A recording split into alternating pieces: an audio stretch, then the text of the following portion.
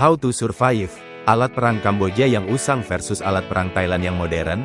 Ketegangan militer di kawasan Asia Tenggara kembali menjadi sorotan setelah muncul perbandingan mencolok antara kekuatan militer Thailand dan Kamboja. Di satu sisi, Thailand memperkuat alutsistanya, alat utama sistem persenjataan, dengan teknologi canggih, drone tempur, jet tempur F-16 multiperan, dan sistem radar modern. Di sisi lain, Kamboja masih mengandalkan persenjataan peninggalan era Soviet dan China dari dekade lalu, tank tua, senapan klasik, dan sistem komunikasi yang ketinggalan zaman. Pertanyaannya, bagaimana jika konflik terbuka terjadi, dan bagaimana masyarakat bisa bertahan hidup di tengah ketimpangan kekuatan semacam ini? 1. Realitas kesenjangan militer. Thailand memiliki anggaran militer yang jauh lebih besar dibandingkan Kamboja.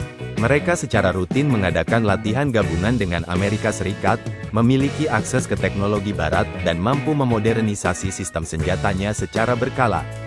Sebaliknya, Kamboja lebih bergantung pada sokongan politik dan militer dari mitra lama seperti China, serta mengandalkan personel militer yang loyal meskipun dengan sumber daya terbatas. Ini menciptakan kesenjangan besar, baik dari segi taktik, mobilitas, maupun daya serang.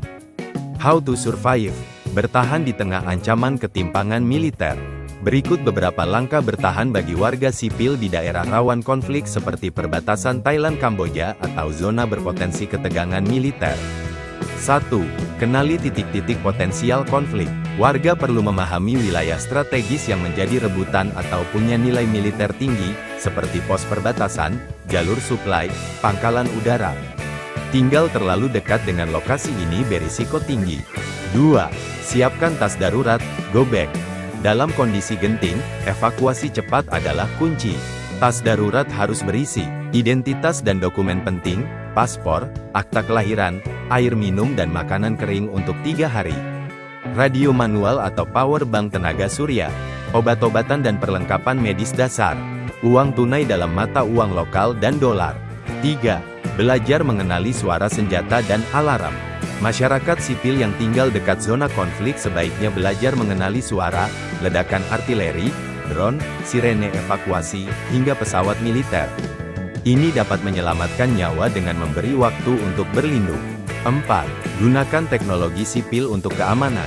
Aplikasi seperti Fairchat, Bridgefy, atau Zello dapat digunakan untuk komunikasi offline antar warga saat jaringan seluler lumpuh.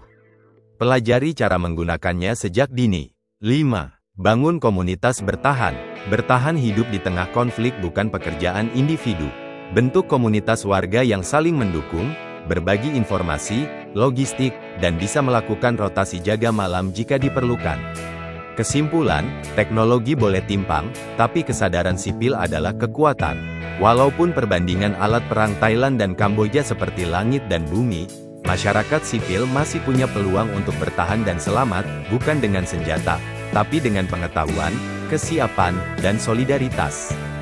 Dalam konflik modern, yang selamat bukan hanya yang terkuat, tapi yang paling siap dan paling cepat beradaptasi.